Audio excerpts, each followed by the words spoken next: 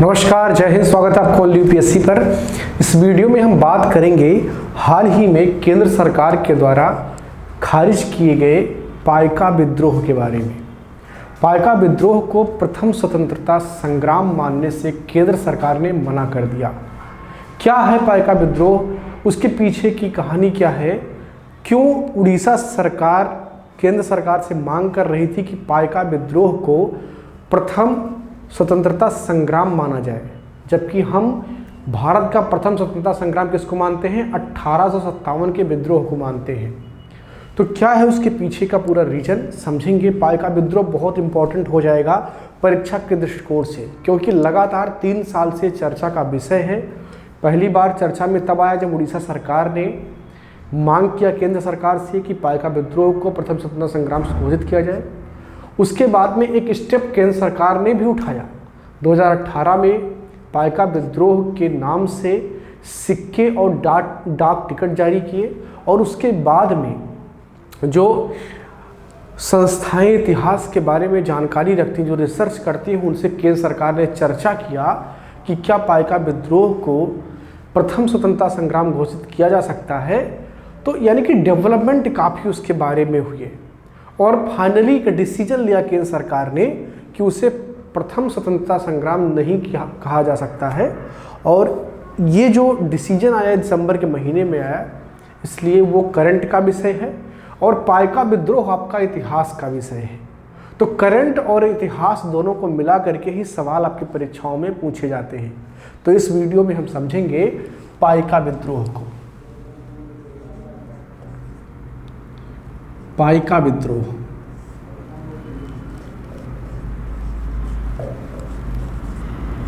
पाइका विद्रोह क्या था, इसको हम समझेंगे, ठीक है ना।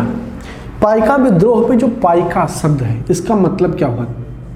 इसका मतलब होता है पैदल चलने वाली सेना। पैदल चलने वाली सेना, पैदल चलने वाली सेना। पाइका का मतलब क्या होता है? पैदल चलने वाली एक सेना। तो जो पाइका एक जनजाति है जिसका जो संबंध है वो एक सेना से कैसे हो जाता है, इसको पहले समझिए। तो जो 16वीं शताब्दी में गजपत शासकों का शासन था उड़ीसा में, किसका? गजपत शासकों का। इन्होंने एक बड़ी अच्छी स्कीम निकाली। स्कीम क्या थी कि जिनको कर से बचना है, जिन्हें टैक्स नहीं देना है, उनके पास एक ऑप्शन है कि वो हमें सैन्य सहायता प्रदान करें।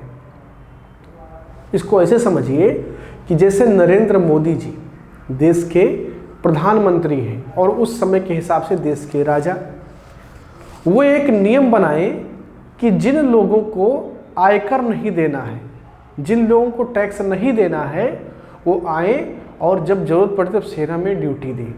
इसी प्रकार का कुछ प्लान गजपत शासकों ने बनाया था। तो उस वक्त जो लोग एक सेना के रूप में, या यूं कहें एक मिलिशिया के रूप में, मिलिशिया का मतलब क्या होता है? मिलिशिया का मतलब होता है अस्थायी सेना। अस्थायी सेना क्या होता है? इसका मतलब अस्थायी सेना, इसका मतलब होता है। तो एक मिलिशिया का गठन किया कि जब आवश्यकता पड़े तो ये युद्ध लड़ें, और जब आवश्यकता ना हो तो ये खेती बाड़ी का काम करें, अपना काम करें, और इनको कर से मुक्त कर दिया गया।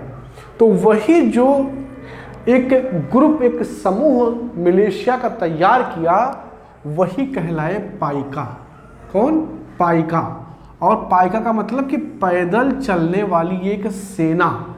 ये मिलिशिया थी किसकी? गजपत शासकों की मिलिशिया थी। और ये जो डेवलपमेंट हुए थे ये 16वीं शताब्दी में हुए थे।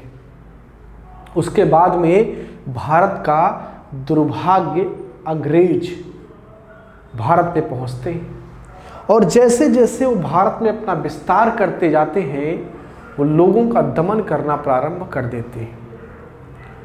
आप जानते हैं कि अंग्रेजों की जो सबसे मजबूत पकड़ बनी वो शुरुआत में बंगाल में बनी, और बंगाल का ही जो है पार्ट ये उड़ीसा हुआ करता था उस वक्त। ये जो उड़ीसा वाला हिस्सा है यहीं पर ये पाइका लोग थे। अब चूंकि ये परंपरागत तौर पर 300 से 400 साल पहले से कर नहीं दे रहे थे, उसके बदले में जब जरूरत पड़ती थी तो स्टेट को मदद करते थे। अब अचानक से इनके ऊपर कर आरोपित कर दिए गए, किसके द्वारा? ब्रिटिश सरकार के द्वारा। क्योंकि 1764 में बक्सर का युद्ध जीतने के बाद में उनको राजस्व और दीवानी सारे अधिकार प्राप्त हो गए, उन्होंने कर लगाने सबके ऊपर शुरू कर दिए। तो अंग्रेज को क्या मतलब कि गजपत शासक ने कौन सा नियम आपके लिए बनाया था, उन्होंने तो अपने नियम आपके ऊपर लागू कर दिए और कहा जितना पैदा करते हो उसका इतना हिस्सा हमें टैक्स के रूप में दे दो। अब शुरुआत में क्या हुआ कि छोटा मोटा विद्रोह हुआ, लोगों ने कहा कि मैं नहीं दूंगा, मुझे नहीं देना है, मुझे देना नहीं पड़ता था। तो अंग्रेजों ने कहा अच्छा देना नहीं पड़ेगा, हम नियम बनाए हैं, अब हमारे नियम से चलना पड़ेगा, राजा हम हो गए हैं। यानी कि जो सरकार है वो बदल गई थी, ठीक है ना। तो जब सरकार बदल गई तो इसका मतलब कि जो नए सरकार वाले आए हैं वो अपने हिसाब से फैसले लेंगे और आपको मानना होगा। और यही विद्रोह का कारण बना, जो मुख्य कारण विद्रोह का बना वो यही चीज बना। इसी की वजह से विद्रोह हुआ और वो विद्रोह होता है 1817 ईस्वी में। कब? 1817 ईस्वी में विद्रोह होता है। इस विद्रोह में सिर्फ ये पाइका नहीं जो कि पैदल सेना थे, जो मिलिशिया थे, इनके अलावा और भी लोग उस समाज के खेतिहर, मजदूर, काम करने वाले जितने भी लोग थे जो अंग्रेज से परेशान थे ना, सबने इनका साथ देना शुरू कर दिया। विद्रोह 1817 में प्रारंभ हुआ और देखते ही देखते विद्रोह काफी व्यापक हो गया। इन्होंने सरकारी भवनों को जला दिया, सरकारी भवनों को जलाया, गाड़ियों में आग लगाई, ठीक है, आगजनी किया। इसके अलावा कई सरकारी अधिकारी जो कि ब्रिटिश थे उनकी हत्या कर दी गई। तो यानी कि ये अपने आप में एक बड़ा विद्रोह था और एक प्रकार से कहें तो ये फर्स्ट सोल्जर रिवॉल्यूशन था, ठीक है ना। ये पहली बार जो है सैनिकों ने विद्रोह किया था। इसीलिए उड़ीसा सरकार ने, और या यूं कहें कि उन्होंने अपने लोगों को जिन्होंने शहादत दिया था उस विद्रोह में, उनके लिए मांग की। तो 1857 में ये विद्रोह होता है और उसके बाद में इस विद्रोह को 3 से 4 महीने में अंग्रेजी सेना दबा देती है, उसका दमन कर देती है। निश्चित तौर पर वो जीत जाते, उनके पास आधुनिक हथियार थे, उनके पास धन संपदा थी, तो उनको तो जीतना ही था। लेकिन विद्रोह हुआ और इस विद्रोह के जो नेता थे वो बक्सी जगबंधु थे, जगबंधु महापात्रा, बक्सी जगबंधु महापात्रा, ये इसके नेता थे। इन्हीं के नेतृत्व में विद्रोह हुआ था। 1825 में अंग्रेजों ने इन्हें उठा करके जेल में डाल दिया और जिस प्रकार भगवान बिरसा मुंडा का जेल में हत्या हो गया था, उनकी मृत्यु हो गई थी, वो बात बाहर नहीं आई, उसी प्रकार जगबंधु साहब भी जेल से जीवित वापस नहीं आए। अंग्रेज ना वो अपनी नीतियों को लेकर के इतने क्रिस्टल क्लियर थे कि ना तो उनके अंदर दया भाव था, वो भारत को अच्छा बनाने थोड़ी आए थे, वो तो लूटने आए थे। तो जो उनके लूटने में अवरोधक थे उनके खिलाफ उन्होंने दमनकारी नीतियों को चलाना कभी बंद नहीं किया था। तो ये विद्रोह संपन्न हुआ। अब आप ये समझ गए होंगे कि पाइका विद्रोह क्या है। अब बात करते हैं उड़ीसा सरकार की उस मांग की और उस मांग को खारिज करने वाले केंद्र सरकार की बात की। तो उसके पीछे जो पर्याप्त तर्क है वो क्या है, उनको पहले समझने की कोशिश करते हैं कि केंद्र सरकार ने क्यों उस बात को नहीं माना, उसके पीछे का लॉजिक क्या है। तो सबसे पहली बात ये कि जो प्रथम स्वतंत्रता संग्राम है, प्रथम स्वतंत्रता संग्राम है, ये 1857 के विद्रोह को कहा जाता है। और इसको कहा जाने के पीछे जो सबसे बड़ा रीजन है वो ये है कि इसका व्यापीकरण, यानी कि ये व्यापक तौर पर भारत में फैला, और खासकर उत्तर भारत में। कहाँ पर? उत्तर भारत में इसका फैलाव ज़्यादा हुआ, ठीक है ना। और इसका इम्पैक्ट इतना ज़्यादा था कि जो कंपनी का शासन था उसे शासन हस्तांतरित करके, उससे शासन हस्तांतरित करवाया गया और सीधे शासन किसका हो गया? क्राउन का हो गया। ब्रिटिश क्राउन को शासन अपने हाथ में लेना पड़ा।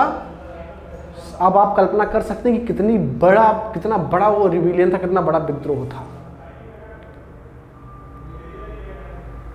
तो जो 1857 का विद्रोह है वो अधिक व्यापक था, इम्पैक्टफुल भी ज़्यादा था, और वो अपने तरह का पहला विद्रोह था। इसीलिए उसे प्रथम स्वतंत्रता संग्राम कहा जाता है। और इस विद्रोह के बाद अंग्रेजों के नीतियों में एक व्यापक बदलाव देखने को मिला था। वहीं पर अगर हम कंपेयर करने की कोशिश करें पाइका विद्रोह से, तो पाइका विद्रोह एक क्षेत्र में सीमित था। एक क्षेत्र में क्या था? सीमित था। बहुत जल्दी इसका दमन हो गया, बहुत जल्द ही इसका दमन हो गया। ज़्यादा इम्पैक्ट भी इसका नहीं हो पाया। जिन लोगों ने किताब नहीं पढ़ा उनको पता ही नहीं है कि पाइका विद्रोह क्या है, तो इसका इम्पैक्ट भी ज़्यादा नहीं था। और इस विद्रोह के कारण ना तो अंग्रेजों के स्ट्रक्चर में कोई बदलाव आया, ना उनकी कार्यशैली में, ना उनकी नीतिगत फैसलों में कोई बदलाव आया। तो यानी कि कुल मिलाकर के ये विद्रोह तो था, अपने तरीके से विद्रोह था अंग्रेजों के खिलाफ, लेकिन इसे प्रथम स्वतंत्रता संग्राम जस्ट लाइक 1857 रेवोल्यूशन नहीं कह सकते आप, ठीक है। जो 1857 का विद्रोह उसे आप नहीं कह सकते। इसको वो जो है नहीं कर सकता, प्रतिस्थापित, रिप्लेस नहीं कर सकता है, क्योंकि ये अपने तरीके से एक यूनिक है, इसका इम्पैक्ट बहुत ज़्यादा था। तो इसीलिए केंद्र सरकार ने इसको नहीं माना, लेकिन केंद्र सरकार ने इसके प्रति जागरूकता फैलाने के लिए, ज़्यादातर लोग इसके बारे में जान पाए, एक व्यवस्था किया कि जो NCERT की किताबें हैं, इनकी कक्षा 8 की किताबों में पाइका विद्रोह को विस्तृत रूप से रखा जाए।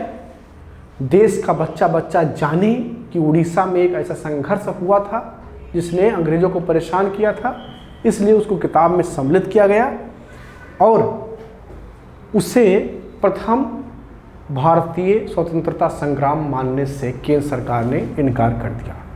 तो उम्मीद करता हूँ कि ये पाइका विद्रोह और करंट में जो डेवलपमेंट उसको लेकर के हुए थे वो आपको समझ में आए होंगे। एकदम मान के चलिए कि सवाल यहाँ से आना है, पक्का आएगा, निश्चित तौर पर आएगा, घुमा फिरा के आएगा, लेकिन सवाल जरूर आएगा। हो सकता है मेंस में पूछ ले या प्री में ही पूछ ले। तो ये आपके लिए उपयोगी रहा होगा, ऐसा मैं उम्मीद करता हूँ। अगर उपयोगी है तो लाइक करें, अपनी राय कमेंट बॉक्स में ज़रूर लिखें। अगर मिलते हैं किसी अगले वीडियो में, बहुत बहुत धन्यवाद।